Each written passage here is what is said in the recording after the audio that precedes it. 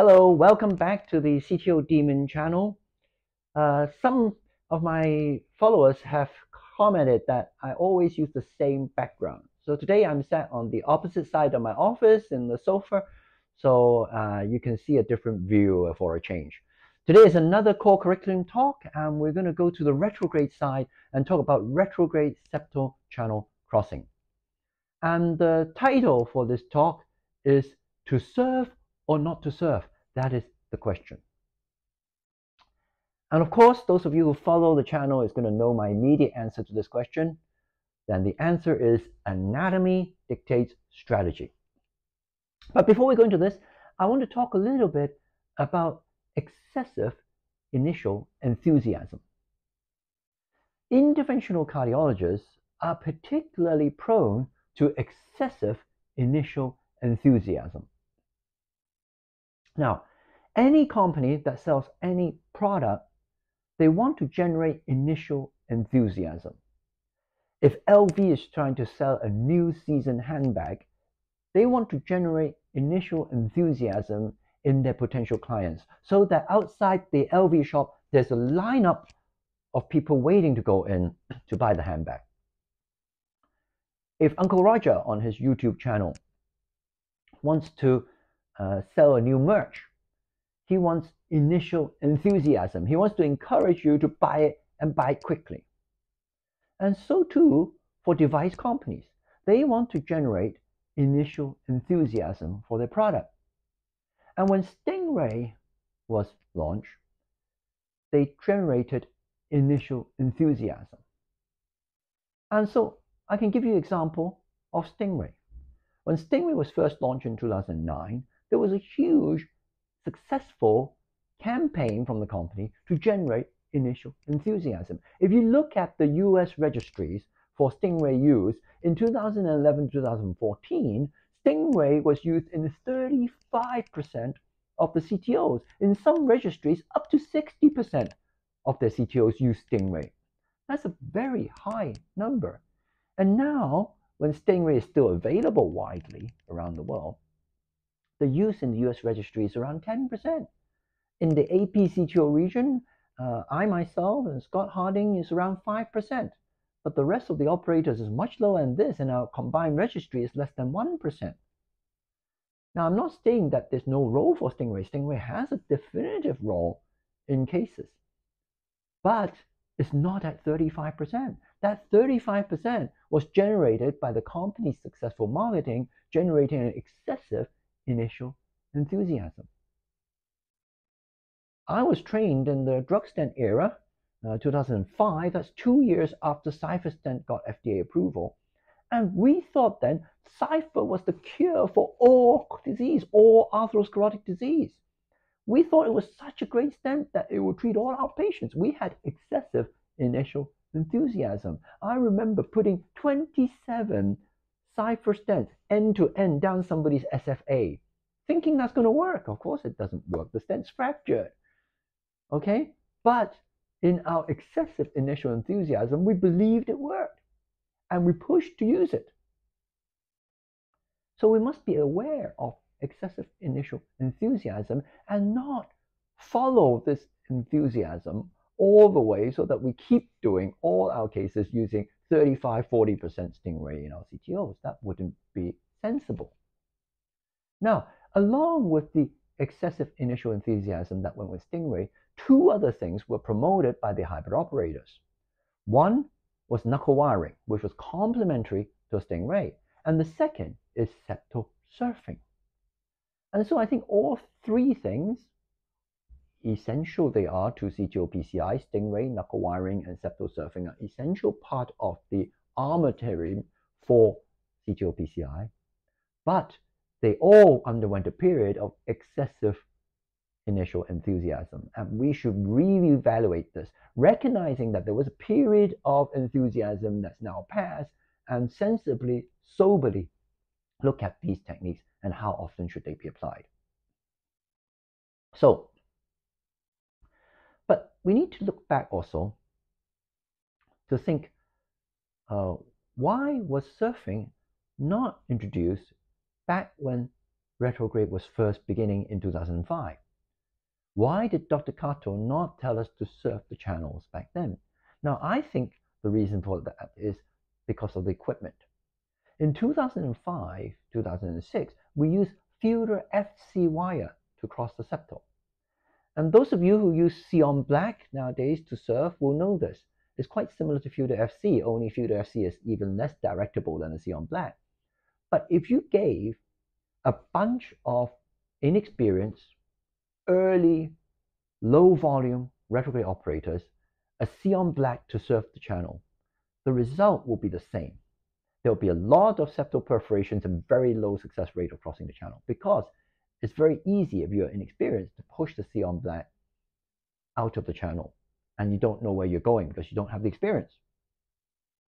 Of course, in experienced hands, we know not to push these wires very hard. So I, being brought up in the filter FC, I find it quite easy to use the Xeon Black to go through channels. But I wouldn't recommend it for anybody who's training, because you need to have done quite a lot of this and you need to know quite a lot about the septal anatomy to be able to feel with the Xeon Black and surf with it. So in my practice, I usually ask my beginning operators to use the SUO 03, because SUO 03 is much softer and there's less chance of you damaging the channel and greater chance of you crossing. So this is why I think when Dr. Katoh started, he didn't recommend surfing. And I learned actually the septal crossing from Dr. Katoh himself, and I think it's worth, for history's sake, to document and to record how he taught me and how it was done. So back in those days, what we would do is to put a microcatheter into the proximal part of the septal channel, assuming a left to right septal. Back in those days, we were mostly doing left to right septal. And we will then connect a 2 ml Luolox syringe that's half filled with pure contrast to the microcatheter. We'll suck back until we see that blood backflow into the contrast syringe, and we'll fill the contrast into the microcatheter. Then in areocaudal view, we'll take a cine and we'll inject a selective injection of that septal channel. Now, often back then, we will also wire with a filter FC down to more distal, push the microcatheter more distally, and repeat this procedure to do a distal selective septal injection. Now, if we are having difficulty cross, we would usually use rotational angiography along with the distal selective injection to find the angle that's most tortuous. So we'll put the tube to areocaudal and we'll do the selective injection while we do a rotation to iliacaudal. And we will then look through the recording and find the view where the septal is most tortuous. Then we'll fix the tube at that angle and repeat a selective injection so that we have a roadmap of where the septal channel is the most tortuous. And where it's most tortuous is the best view for us to turn the wire tip and let it follow this directionally, direct the wire through the septal channel. Now, this is a very powerful technique. I cannot tell you how many times in a live case that I've been struggling and I can't cross the channel, and I went to this technique and I could cross a very difficult septal channel and it saved the day.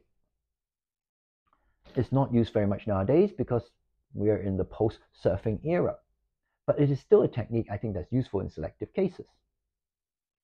So I think that's why Dr. Katoh didn't recommend surfing, because the equipment was different.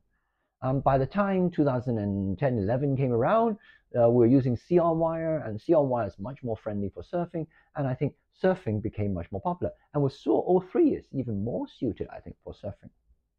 So when I teach, always I ask the person to use SUO 03 first.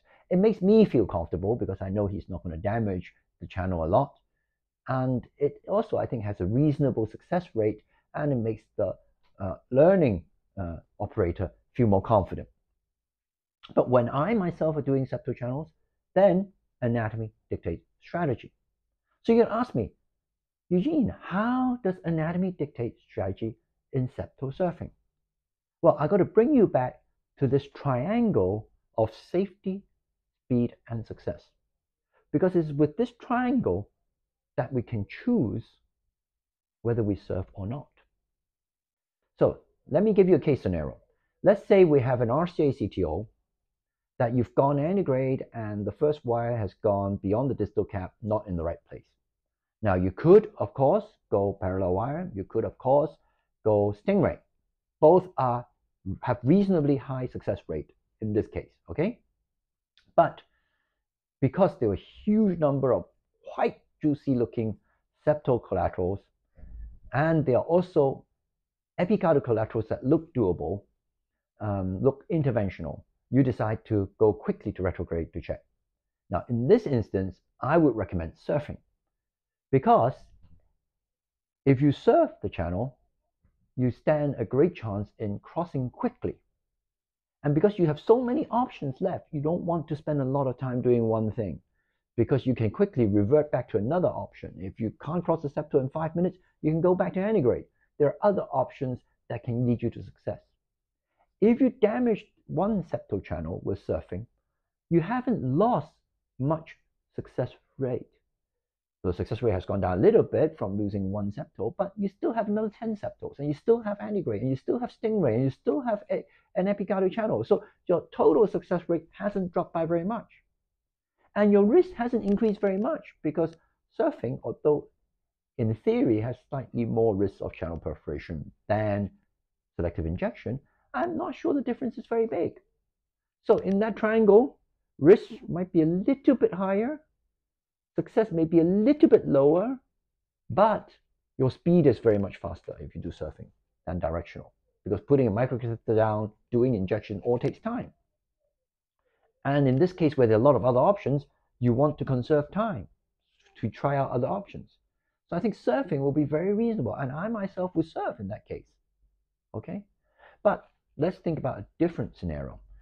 Same RCA CTO, but much more difficult, failed by another very good antigrade operator previously. So you know your antigrade options is not good. The operator also tried stingray and couldn't make it work, okay, because it was very diffusely diseased in the distal right, okay, and calcified. So now you're dependent upon retrograde, really. And in retrograde, there are no epicardial channels. There's only one septal channel that you can see, and that septal channel is pretty tortuous and previously failed. Now, this is a very different scenario, because now you need a lot of time, because that retrograde channel has been tried before. You're not going to be able to cross it in 5 minutes. You're going to have to spend time. And surfing is going to damage that channel, and that channel is your only hope. In that case, I wouldn't surf. I would do directional wiring, because that's my only hope. If I surf, the risk of the channel is increased. Not a lot, but it's increased. But I lose a lot of success rate if I damage that channel. If I cause a hematoma in the middle of the channel, my success rate drops from, let's say, I have a 70% chance of crossing that channel with directional wiring. If I surf it and I cause a hematoma, my chance of crossing it drops to 0, and the case success rate drops down to 0. So I've lost 70% success rate. And surf only gains me speed, but it's unlikely to gain me a lot of speed, because it's been tried before, and the chance of you being able to surf through that is low. So your speed gain is small, but your success rate drop is high. You cause an imbalance in that triangle, so you should not surf. You should try to use directional wiring. Now, of course, it depends on the skill set of the operator. If I don't know how to do directional wiring, and I only know how to surf, then that's not an option for me. Again, maximizing your skill sets is important. But of course, these two case examples are extremes. Okay, in real life, most cases are in the middle. They're in this gray area. Most cases have 3 or 4 or 5 septal channels. Maybe they have a difficult epicardial, and antigrade could still be entertained, although it's not as easy as the first case. It's not a sure win with a parallel wire or stingray. Most cases in this gray zone. And whether you surf or whether you do directional wiring really depends on which you're more comfortable with. Now, I being brought up in the directional wiring era taught by Dr. Katoh, of course, I'm going to bias towards directional wiring and less with surfing.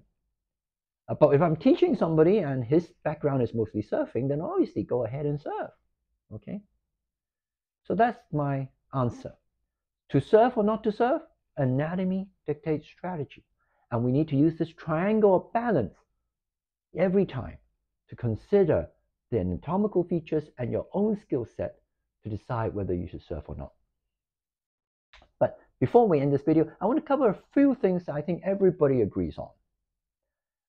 Number one is that we should not serve in an epicardial channel. I think most people agree on this now, because the epicardial channel don't usually have multiple connections. It's usually only one straight road or one curly road, or maybe two curly roads. So you should use directional wiring. And also, if you perforate the epicardial channel, the price is higher. So the risk of surfing an epicardial channel is very high. It's not worth it. So we should not serve epicardial channels. We should use directional wiring. Number two is that we should not mix and match. Now, there are not many people who mix and match surfing and directional in the world, because either you're brought up in the surfing school and you surf 99% of the time, or you're brought up a Japanese operator, the Katoh school, and you're using directional all the time.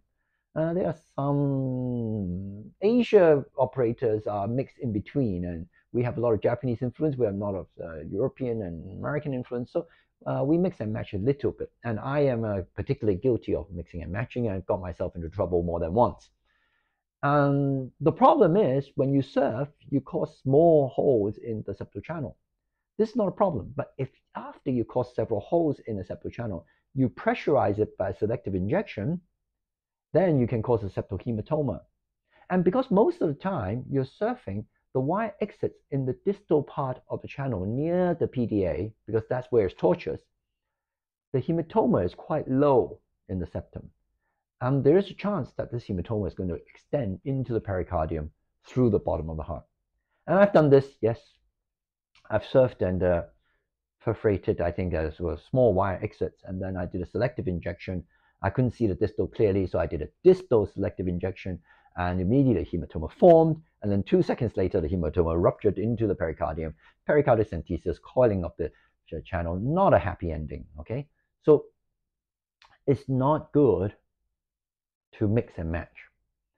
You can directional and fail and try surfing. That's more sensible. But if you do surfing in one septal, you shouldn't do directional in the same septal with selective injection, because that can cause problems. So I think everybody agrees with this. So finally, I have two little tips, CTO Demon channel tips for you.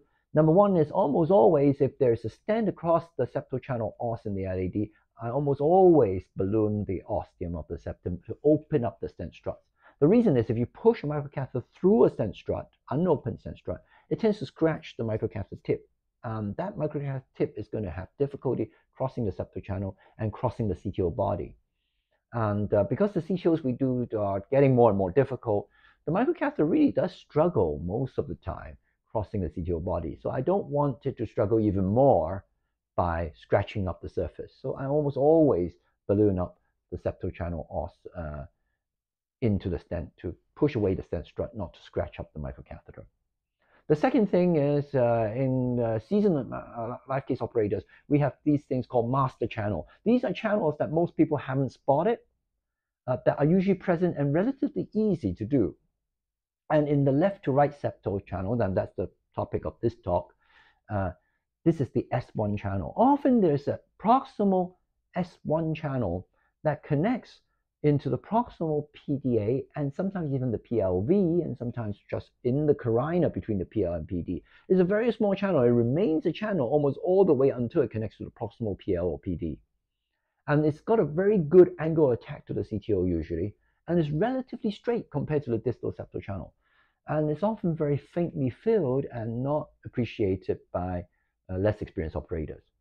So often, if we are struggling with septal, I would go to the S1 and do a selective injection anyway, hoping it's going to light up something that we can cross. And often that's been a lifesaver in a desperate situation when you're struggling to cross a septal channel. So that's all I have for you today. I hope that you have improvement in your septal crossing, and I hope you try to learn more skill sets and learn how to do directional wiring. I hope the little historical part from Dr. Katoh can help you, and I hope you have great success. If you like the channel, press the like button and do subscribe if you want to follow up more videos. Bye bye.